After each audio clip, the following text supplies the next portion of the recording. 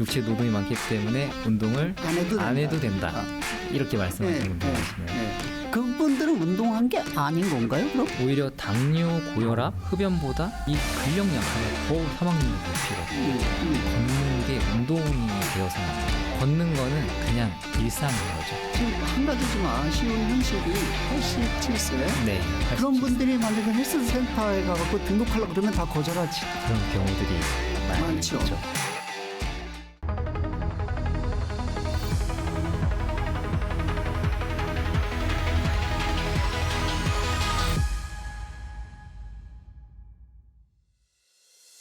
안녕하세요. 싱귤레리티를 진행하고 있는 윤주였습니다. 오늘의 주제는 건강수명입니다. 건강수명에 관한 얘기를 나누도록 하겠습니다. 초대 손님은 최범진 더전 비즈온의 헬스센터를 담당하고 있는 최범진 과장이십니다. 안녕하세요. 안녕하십니까.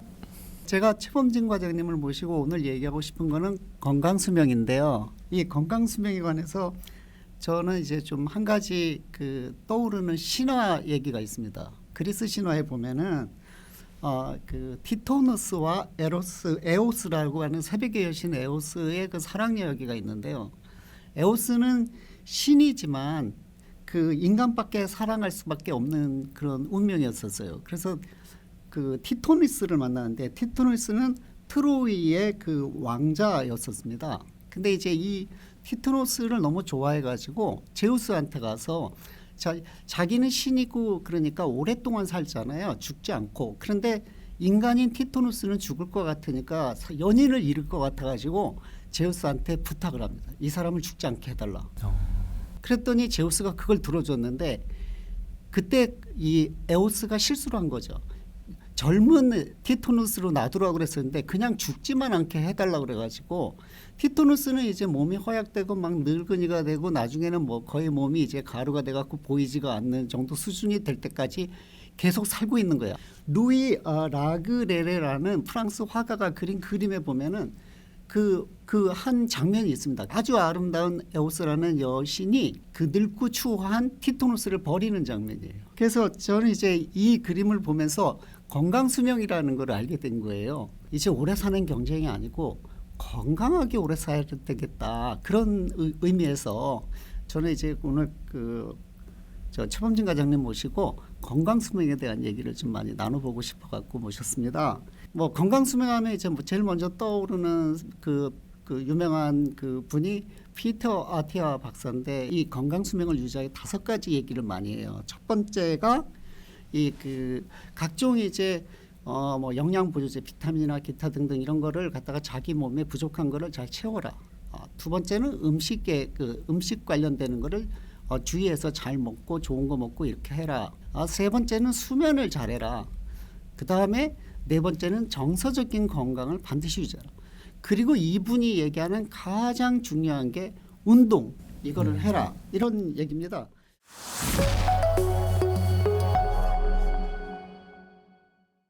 본인의 건강을 위해서 건강보조제 같은 거나 뭐 이런 걸 잘 드시나요? 네, 저도 챙겨 먹고 있습니다. 보통 저는 이제 종합 비타민을 기본으로 먹고 있고요. 네, 나머지는 최대한 이제 식사나 뭐 과일 이런 거에서 이제 보충하려고 하고 있습니다. 그러면 이 사실상 이제 보면 비타민이나 뭐 기타 등 각종 건강보조제인데 제가 봤을 때 좀 걱정스러운 게 뭐냐면 거기에만 필요하지만 지나치게 의존하는 건 아니다 이렇게 생각하는데 어떻게 생각하십니까? 이제 많이들 이제 건강 보조제인데 이제 약이라고 생각을 하시고 예. 너무 제때제때 잘 챙겨 드시면서 오히려 이 식사를 거르시고 이렇게 하시는 분들이 많거든요. 이제 주객이 바뀌신 거죠. 최근에도 이렇게 같이 밥 먹다 보면 어떤 분들은 돼지고기 먹을 때 그 지방 막 잘라내고 뭐 어떤 분들은 또 사진에 찍어서 또 그거 갖다가 AI에 물어보는 사람도 있고 뭐 칼로리가 얼마냐 막 이렇게 신경 많이 쓰는데 음식 가려 먹기 관련해 갖고 최범진 과장께서는 어떤 쪽에 관련되는 걸 많이 하십니까? 저는 기본적으로 이제 탄단지를 잘 구성해서 먹으려고 하고요. 탄단지. 네, 탄수화물, 단백질, 지방. 예. 네, 그래서 필수 영양소인 그 3대 영양소를 골고루 잘 챙겨 먹으려고 하고 있고요. 음. 그 급원 같은 경우에는 너무 하나에만 치우치는 게 아니라 여러 가지를 섞어서 먹습니다. 네. 그 구체적으로 얘기하면 어떻게 된 거죠? 뭐 탄수화물 같은 경우에는 우리가 흔히 주식으로 먹고 있는 쌀도 있을 거고요. 그다음에 뭐 파스타 면도 있을 거고, 뭐 가끔씩은 또 면도 있을 거고요. 뭐 단백질 같은 경우에는 뭐 돼지고기도 있을 거고, 소고기도 있을 거고. 먹는 거는 뭐 아무거나 이렇게 순서는 어떻게 따지시나요? 그래서 이제 지금 뭐 시중에는 여러 개 이제 다이어트법들이 많잖아요. 그래서 저희가 이제 뭐 어떤 다이어트법이 좋다, 나쁘다를 말씀드리고 싶지는 않고, 그래서 논쟁의 여지가 있기 때문에, 그래서 이제 제일 중요한 건 인슐린. 식사를 하고 나서 인슐린이 서서히 오를 수 있는 환경을 만들어주는 게 소위 말해 네. 당 스파이크를 얘기하는 거죠. 네, 예. 그게 가장 중요하다고 생각을 하거든요. 그래서 이제 무엇을 먹느냐보다 어떻게 먹느냐가 더 중요한 것 같습니다. 어떻게 먹어야 됩니까, 그럼? 저희가 혈당을 오르기 전에 채소를 우걱우걱 많이 먹어주는 겁니다. 그 다음에 양질의 단백질을 먹어주고요. 세 번째로는 이제 지방, 몸에 좋은 지방, 뭐 아몬드나 뭐 아보카도 이런 지방류를 먹어주고 마지막에 이제 정제된 탄수화물이 아닌 통곡물 위주의 탄수화물을 먹어주는 겁니다. 정제된 탄수화물이라는 건 어떤 걸 의미하는 거죠? 가공된 탄수화물이라고 생각해 주시면 되는데 뭐 흔히들 우리가 먹고 있는 시리얼이라든지 시리얼, 네, 예. 그다음에 이제 뭐 면, 네, 떡, 빵 이런 것들이 그런 것은 나중에 먹고 네. 일단 탄수화물 중에서도 밥을 뭐 이렇게 먹을 때도 그걸 먼저 먹는다 이거죠. 네, 그 탄수화물 섭취가 제일 뒤인 거네요. 네, 그 다이어트와 관련해 가지고 보면 대부분 운동보다는 쉽게 요즘에 최근에 유행하는 위고비 같은 걸로다가 많이 활용을 하는데 어떻게 생각하십니까? 위고비나 마운자로가 대세인 건 확실한 것 같습니다. 그래서 쉽게 살을 뺄 수 있기 때문에 요즘에 헬스장에 사람이 없는 것도 예. 네, 그 중에 하나인 게 저는 분명하다라고 생각을 여러 가지 원인 중에 예. 하나라고 생각을 하지만 기존의 1세대 다이어트 보조제 비만 치료제는 뭐 향정신성 제품들이 주로 이뤘는데 이번에 위고비나 마운자로 같은 경우에는 뭐 GLP-1, 뭐 GIP 우리 몸의 호르몬 유사체들이거든요. 오케이. 그래서 뭐 그렇게 위험성 면에서도 많이 떨어진다. 네, 1세대보다 안전하고 또 효과도 위고비 같은 경우에는 뭐 장기 복용했을 때 16% 정도 비만이 개선이 되고요. 그다음에 마운자로 같은 경우는 오히려 20% 이상 개선이 된다라는 연구 결과가 있거든요. 그 살 빼기 위해서 그렇게 하는 거고 운동하는 거고는 어떤 차이가 있어요? 그러니까 비만이신 분들이 운동을 하기가 좀 어려울 정도로 고도 비만이시잖아요. 네. 그래서 이제 비만 치료제를 사용을 해서 체중 감량을 좀 빠르게 한 후에 근본적으로는 이제 운동과 식단을 통해서 그 다이어트를 장기적으로 안전하게 가져가셔야 되는데 이제 너무 이 약물의 효과가 좋다 보니까 여기에만 의존을 하시는 거죠. 예. 근데 이제 체중이 급격하게 떨어진다라는 거는 그 체중 안에 지방뿐만 아니라 근육도 포함되는 거거든요. 오케이. 그러면은 그 근육까지도 녹여버리는 그런 효과가 있습니다. 그거는 굉장히 안 좋은 거죠. 그렇죠. 그렇게 되면 이제 실질적으로 체중은 많이 내려갔다 하더라도 이런 치료제라는 걸 언제까지 계속 유지할 수는 없잖아요. 어느 순간부터는 반감기도 있을 거고 또 중단하는 시점도 있을 건데 그 시점이 됐을 때 이미 내 몸에서는 요요가 올 수 있는 최적의 환경이 만들어져 있는 거죠. 그래서 다시 비만으로 갈 수 있는 소지가 너무 높다. 네. 저는 사실은 어제도 좀 잠을 잘 못 잤는데 숙면이 그 숙면의 퀄리티, 이게 잠의 퀄리티 또 숙면 이런 것들이 점점 멀어지고 있는 거예요. 학교 다닐 때는 뭐 그 깨어 있으려고 그래도 졸리고 뭐 굉장히 힘들고 막 이렇게 잠이 너무너무 쉽게 오고 그랬었는데 나이 들면서 숙면하는 게 되게 어렵거든요. 이 숙면과 관련돼서 뭐 조언하실 수 있는 게 있나요? 그리고 왜 숙면이 그렇게 중요한가? 숙면이라는 걸. 솔직히 저도 이 질병 해방이라는 책을 읽기 전까지는 숙면 피터 아이어 박사가 쓴 책. 네, 그 책을 읽기 전까지는 숙면에 대해서 좀 부정적인 입장 중에 한 사람이었습니다. 별로 네. 잠 안 자고 열심히 일하셨나요? 열심히 운동했던 것 같습니다. 아, 네, 잠을 포기하고 음. 그 시간에 운동을 했거든요. 그래서 이제 잠은 죽어서 자는 거다. 그 잠을 많이 자는 거는 어떻게 보면은 하루를 열심히 사지 않는 예. 배짱이 같은 삶이다라고 예. 생각을 해서 그래서 옛날에 네. 어머니들이 공부 안 하고 잠자면은 네. 죽으면 시컨 잘 텐데 잠만 잔다고 맨날 그러시죠. 네, 네. 예. 그래서 저도 하루에 한 3-4시간만 항상 자면서 생활을 했었거든요. 근데 이 책을 읽으면서 참 머리에 뭔가 망치로 꽉 맞는 예. 느낌이었습니다. 예. 그래서 왜 잠이 중요하냐면요. 우리가 잠을 자게 되면 뇌가 조그맣게 된다고 해요. 원래 뇌의 크기가 이만하면 그 크기에서 조그맣게 되는데요. 그러면 그 공간 생긴 공간으로 이 척수에서 척수액이 흘러나온다고 합니다. 그러면서 이 뇌를 씻겨주는 거예요. 네.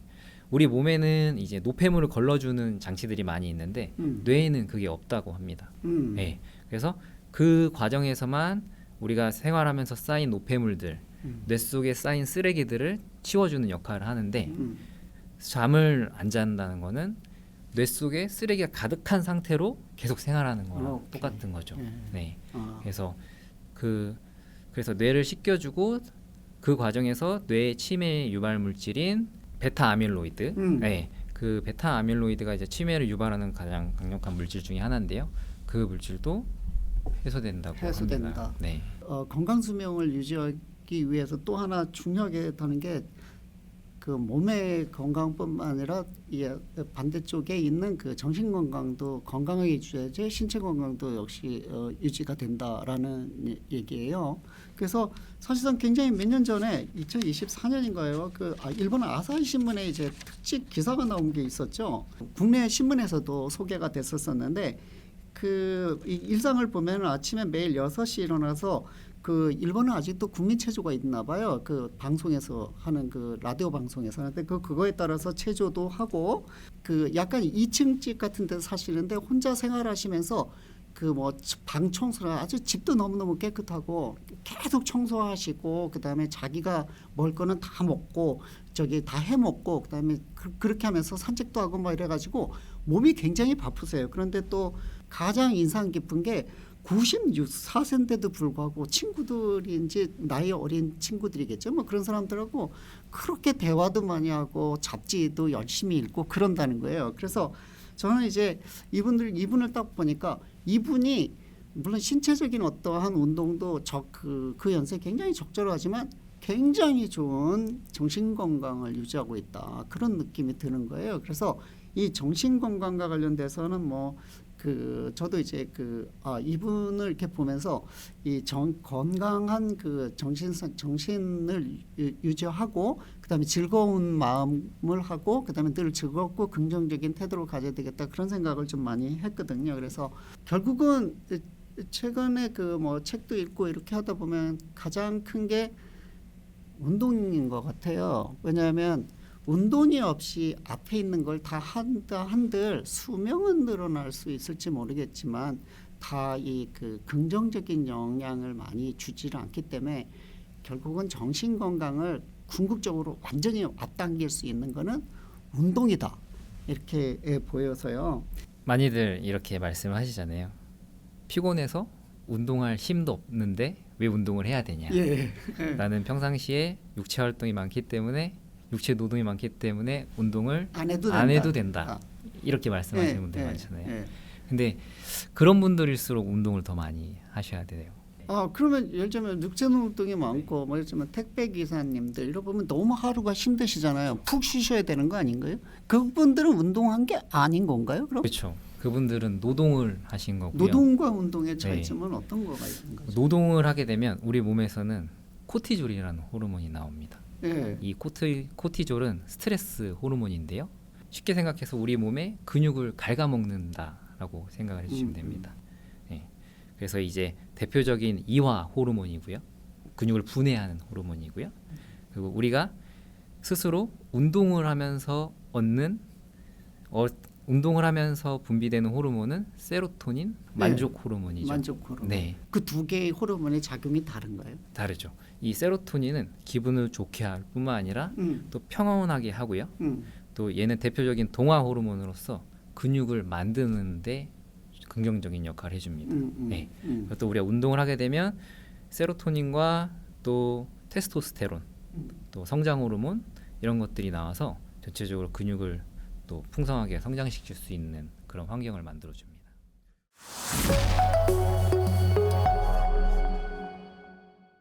시간이 없어요. 어떻게 간단하게 사무실에서 운동하고 하는 거는 어떻게 할 수 있습니까? 이제 많이들 운동이라는 걸 되게 거창하게 생각을 하세요. 그냥 일상 속에서 작게 쪼개가면서 운동을 하시는 걸 추천드리고 싶어요. 그래서 이제 엑서사이즈 스낵이라고 하는데요. 운동 간식입니다. 그래서 우리가 식사, 아침 먹고 점심 먹고 또 점심 먹고 저녁 사이에 배고프면 저희 뭐 간식 먹듯이 그렇게 일상 생활 속에서 조금씩 운동을 하시는 거죠. 근무를 하고 있다가 50분에 알람을 맞춰 놓는 겁니다. 그러면 매 시간 50분마다 알람이 울리면 의자에서 일어나서 가볍게 스쿼트 10번 하고 다시 또 일을 하거나 아니면 일어나서 가볍게 한 바퀴 돌고 사무실 한 바퀴 돌고 다시 이어서 근무를 하거나 이런 식으로 조금씩 운동 양을 축적해 가시는 거죠. 이게 굉장히 얼마나 효과가 좋냐면요. 그렇게 매 시간 조금씩 스쿼트 10번 정도씩만 해주셔도 30분 정도 유산소를 한 효과보다 더 높다라는 연구 결과가 있어요. 그래서 우리가 운동 한두 시간 해야지 이게 아니라 운동 그냥 간식처럼 하자 이렇게 말씀드리고 싶습니다. 주로 이렇게 되게 의자에 앉아 있고 그러면은 뭐 이렇게 그 거북목 현상도 많이 생기고 뭐 또 요즘 스마트폰 때문에 더 심한 것 같고 이 자세도 좀 이상해지고 그렇잖아요. 그래서 자세도 바르게 하고 할 수 있는 운동법들은 되게 이렇게 좀 뭐랄까 이 그 건강 수명을 지키기 위한 중요한 근육이라 그럴까 그런 것들은 뭐가 있고 그런 것들을 강화시키려면 어떤 운동을 좀 해야 됩니까?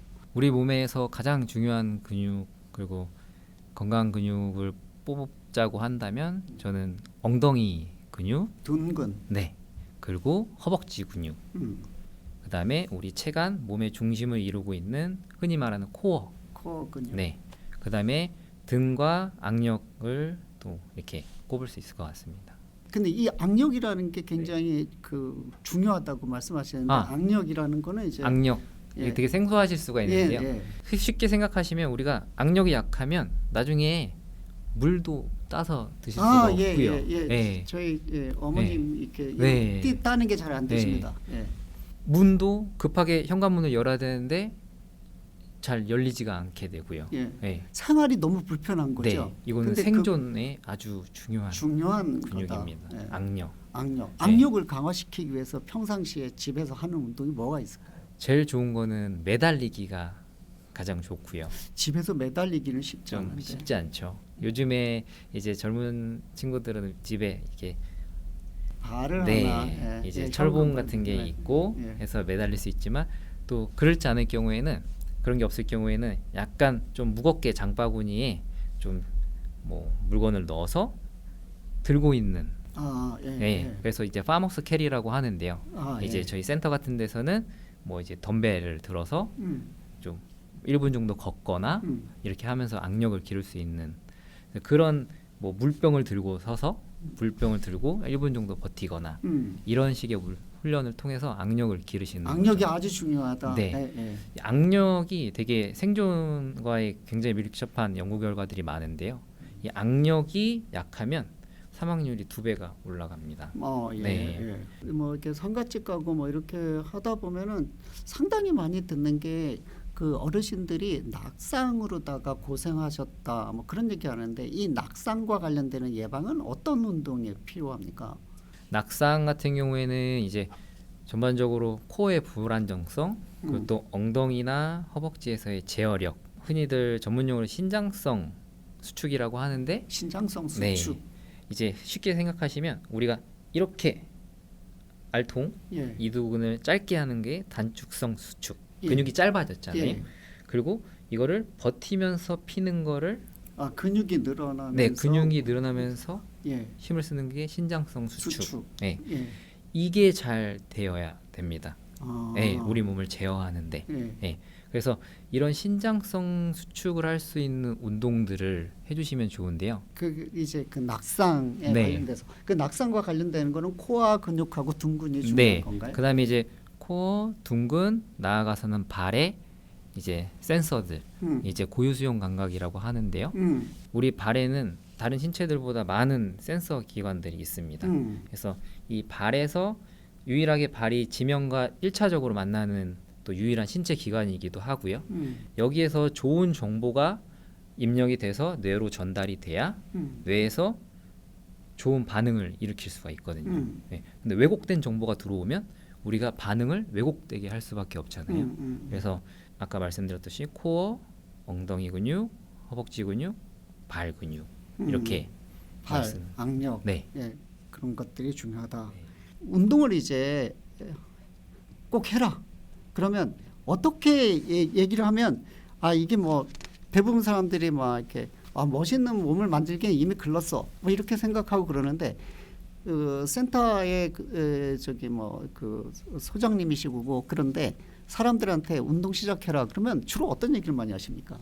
처음에 오셨을 때 어떠한 목표나 목적이 있는지를 한번 여쭤보고요. 뭐 개인마다 뭐 결혼을 앞두신 분들, 뭐, 그건 네. 그때 이제 반짝 뭐 네, 예. 그 가장 큰 동기부여 중에 하나이기도 하지만 또 그런 목적 없이 오시는 분들도 많이 있으시거든요. 그런 분들에게는 이제 그러면 지금 내 근육 상태가 어떤지 간단한 테스트를 통해서 좀 상기시켜주는 그런 그걸 합니다. 네 하거든요. 그럼 어떤 주로 뭘 보십니까? 그러면 이제 가볍게 이제 내 엄지와 검지를 이용해서 이제 핑거링 테스트라 그래서 예. 종아리의 가장 두꺼운 부분을 측정을 해보는 겁니다. 예. 네. 그래서 내 손가락이 이렇게 닿지 않는다면 내 근육 상태는 지금 좋은 상태다. 두꺼우니까 예. 네. 종아리 근육이 두꺼워요. 네. 예. 근데 이렇게 맞닿다. 예. 그러면 이제 주의를 좀 해야 된다. 운동을 이제 예. 해야 된다. 예. 지금 운동은 선택이 아니라 조금 이제 필수 사항으로 가고 있다라고 말씀을 드리고, 그다음에 이렇게 손가락이 교차를 하게 되면 지금 당장 살고 싶으면 운동을 하셔라. 이렇게 말씀을 드립니다. 네. 그러면 이제 깜짝 놀라시고 내 몸 상태가 이랬다라는 거에 대해서 딱 경각심을 일으키고 운동을 바로 하시는 분들이 많이 있으시거든요.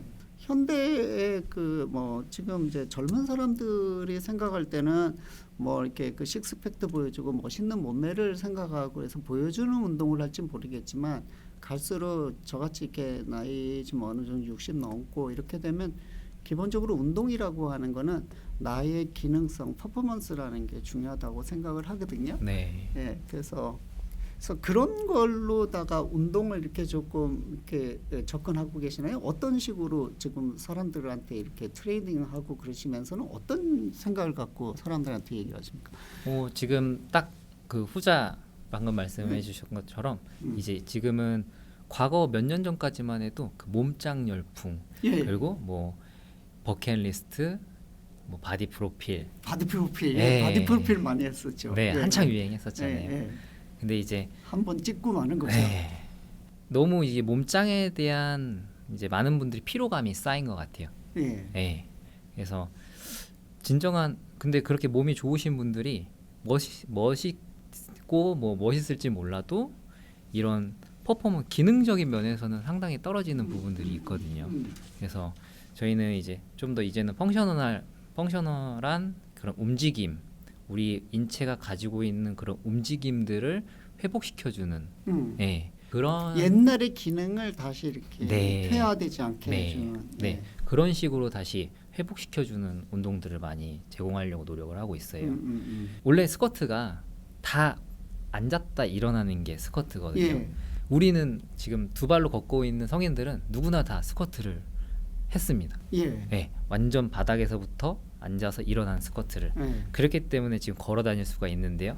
지금 10명 중에 한 9명은 제대로 바닥까지 앉지 못할 거예요.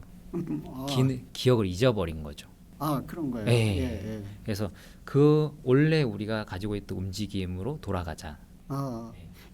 사실은 저는 뭐 어떤 책 보니까 저희가 스쿼트를 못하고 있는 게 옛날에는 다 이 그냥 그 푸세식 화장실에서 하루에 그 용변 보면서 상당히 많이 그 스쿼트를 하고 있었는데 지금 이제 좌식 그쵸. 변기가 들어오면서 스쿼트 자세가 안 나와갖고 이렇게 많이 그렇다 그런 얘기도 있습니다. 네. 하여튼 이게 보면 결국은 이제 그 사회 자체가 모든 그 편리에 의해서 우리의 몸의 기능을 당연히 가져야 되는 기능을 다 상실하게 만들었으니까 결국은 운동이라는 걸 통해서 그 기능을 회복시키는 그거를 좀 해야 되는 거 아닌가. 그래서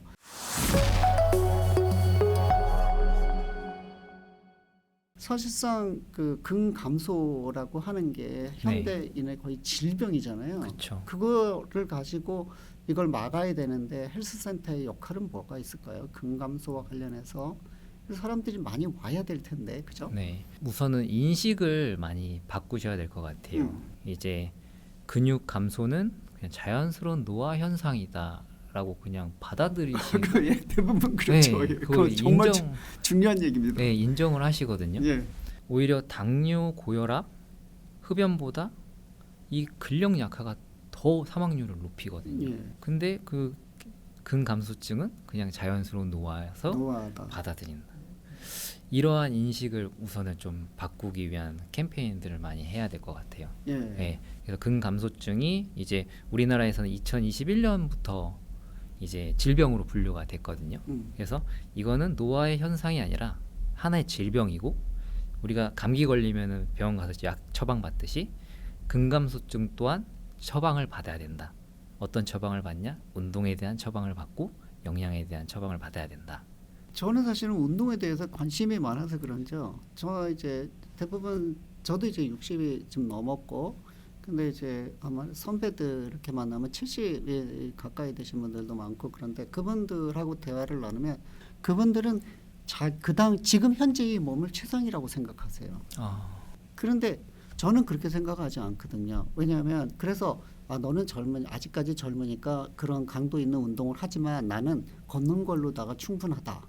걷는 건 물론 좋은 운동입니다. 근데 우리가 더 좋은 웰레이징한 삶을 살기 위해서는 걷는 게 운동이 되어서는 안 됩니다. 예. 그냥 걷는 거는 그냥 일상인 거죠. 그냥 우리가 살아있는 생존의 그냥 하나의 움직임이다. 움직임이다. 예. 그래서 우리는 앞으로 걷는 거를 운동을 하면 안 된다.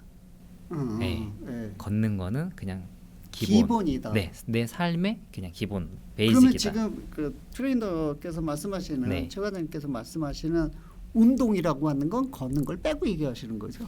저는 걷는 걸 빼고 말씀드립니다. 우리가 지향하는 거는 100세 시대를 더 건강하게 살기 위한 거잖아요. 예. 우리가 아까 말씀하셨던 뭐 티토노스처럼 병들어서 100세까지 있는 게 아니라 그렇죠. 100세까지 우리가 정말 액티브한 시니어의 삶을 살기 위한 저는 그게 올바른 목표라고 생각을 하고요. 또 그런 몸을 만들므로써 또 우리가 가고 싶은 곳에 언제든지 또 갈 수 있고 여행도 갈 수 있고 돈도 많은데 몸이 아파서 여행을 못 간다면 너무 슬프잖아요. 네. 그래서 우리가 건강한 몸을 가지고 내가 원하는 시간에 원하는 사람과 원하는 장소에 여행을 갈 수 있는 그런 몸을 만들기 위한 운동을 지금부터 하는 거죠. 지금 현재 꼭 젊은 사람들만 운동 같이 하지 않으실 거 아니에요? 네. 그럼 조금 연세 많으신 분하고 운동할 때 같이 뭐 사례 같은 거를 좀 소개시켜 준다면? 저랑 같이 운동하고 계신 87세 네, 예. 있으세요. 87세 어르신 성함 말씀드려도 되나요? 그래서 어목자님이라고 계신데요. 처음에는 이제 저랑 같이 한 지 지금 한 2년 정도 됐고요. 처음에는 잘 걷지 못하셨습니다.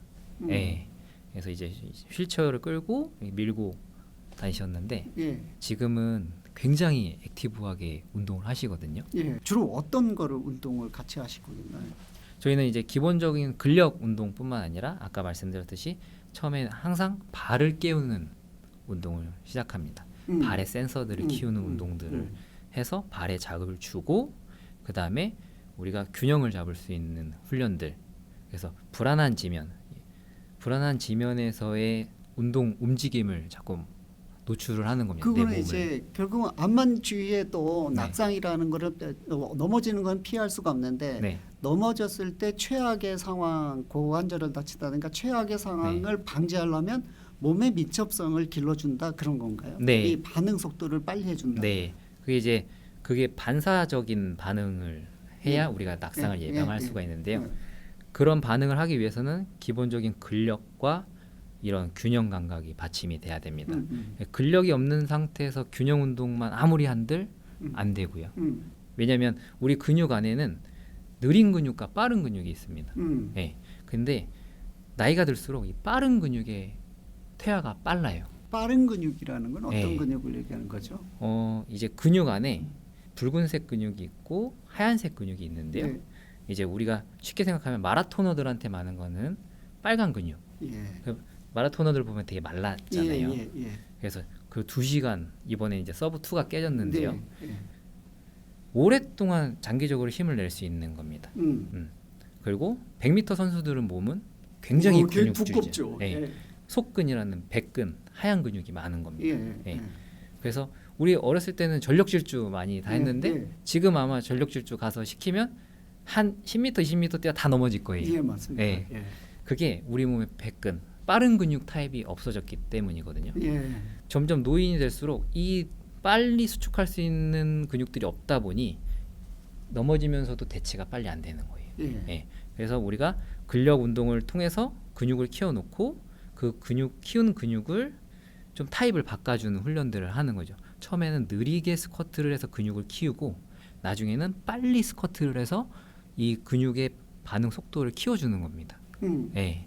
그 할머니님하고 같이 네. 하실 때도 네. 이제 그런 그런 네. 걸 감안해서 운동을 시키나요? 네, 그래서 처음에 항상 풋 트레이닝 먼저 가고 기본적인 근력 트레이닝, 그리고 근력의 타입을 바꾸는 운동을 통하고 이후에 이제 통합적인 균형 감각 훈련을 하는데요. 보수 위에서 처음에는 가볍게 걷기 시작을 해서 예. 지금은 거기에서 뛰기. 예. 까지 하시고 예. 뭐 기본적으로 100번 이상은 기본으로 하세요. 그렇습니까? 예. 예.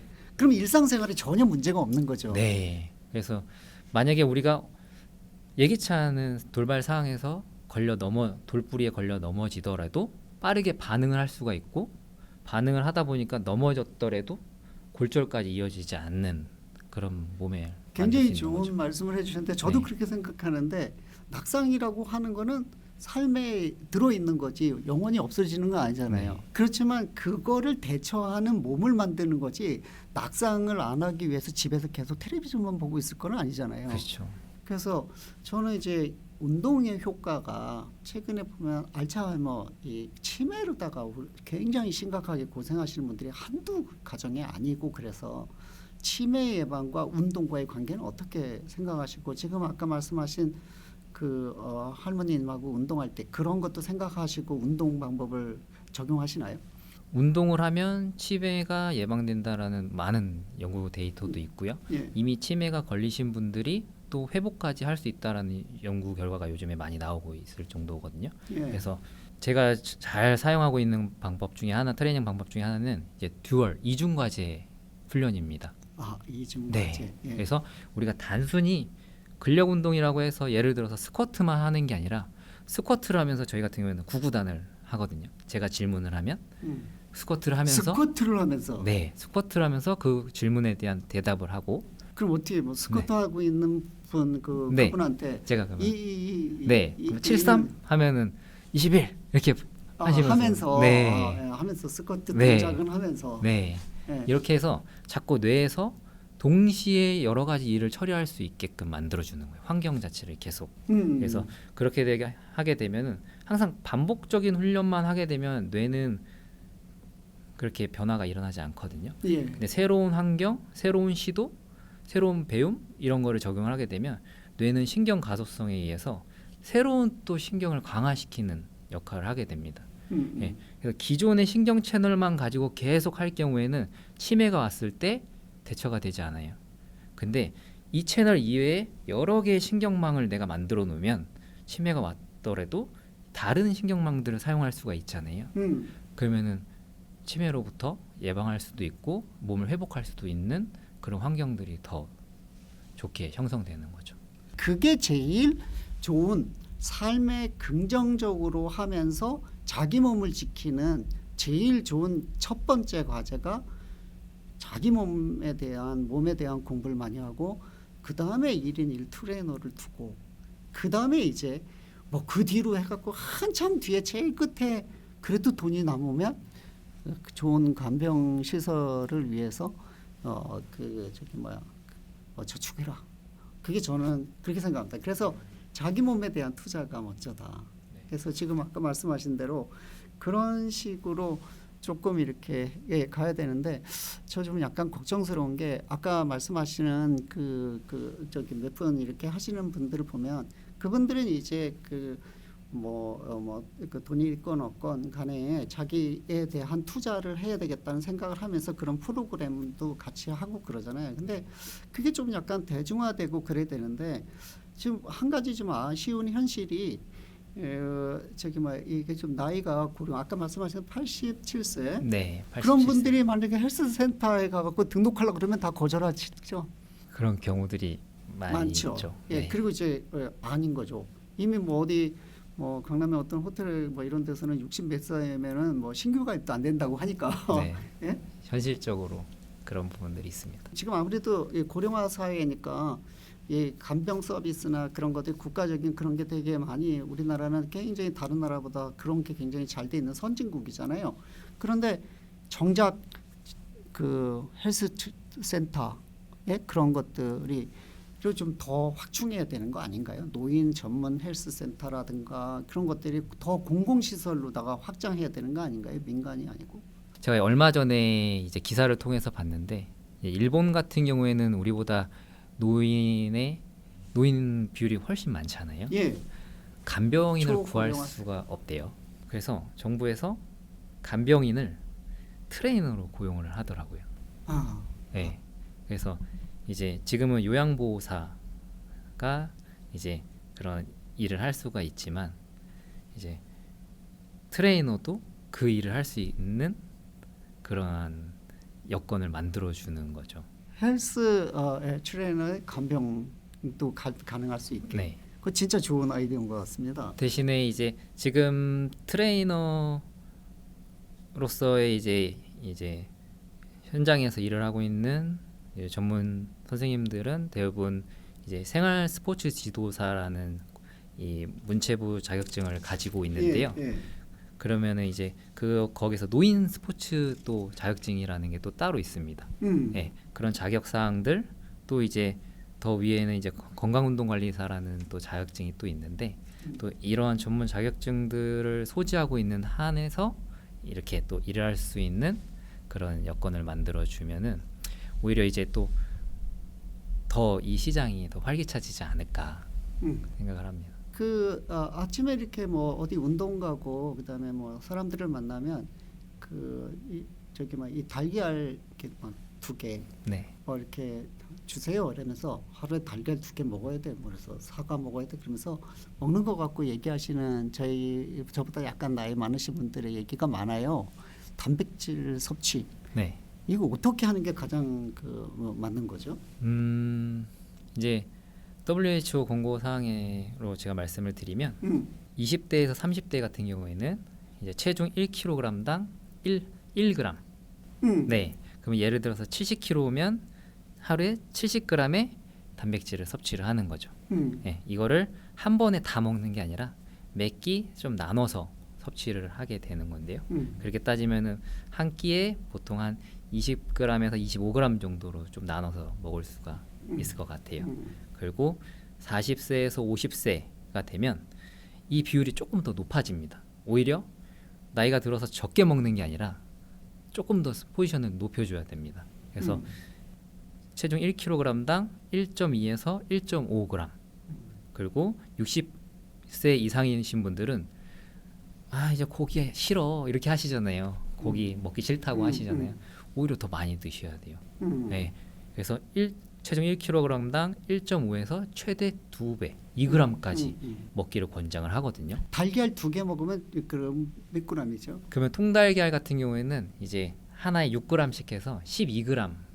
12g. 네. 네. 그게 하얀 자하고 노란 자하고 다 이제 2개 다 있습니다. 네, 그걸 다 했을 때 한 6g 정도 보고요. 노른자를 빼면 4g 정도. 4g 정도. 네. 그럼 2개 먹으면 12g 12g 정도.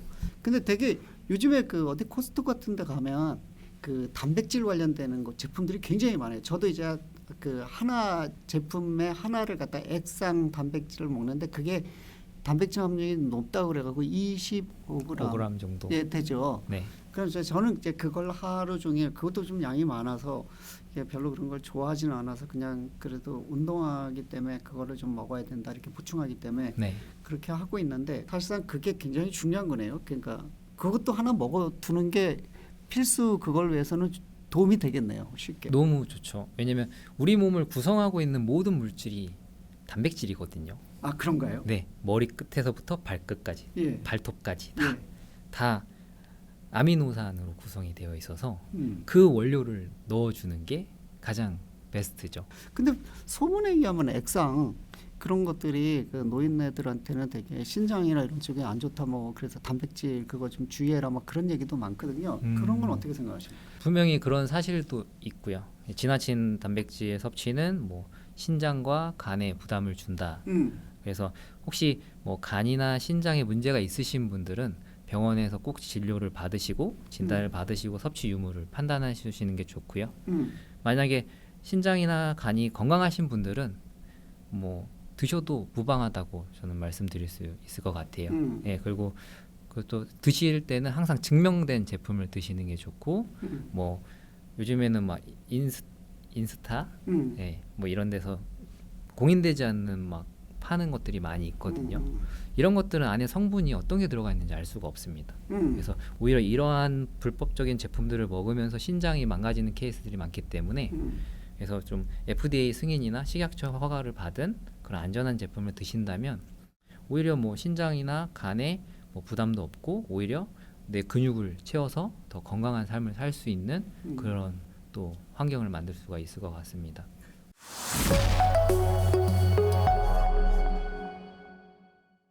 어떤 만약에 집에서더라도 나가 이제 운동을 좀 해야 되겠다. 그러면 아까 얘기했던 그 엑서사이즈 간식, 네. 예, 운동 간식, 네네. 예, 그런 거로 하면서 네. 뭐 도구나 뭐 이런 걸 해서 그 추천해주고 싶은 것들을 갖다가 좀 얘기할 수 있는 어떤 게 많을까요?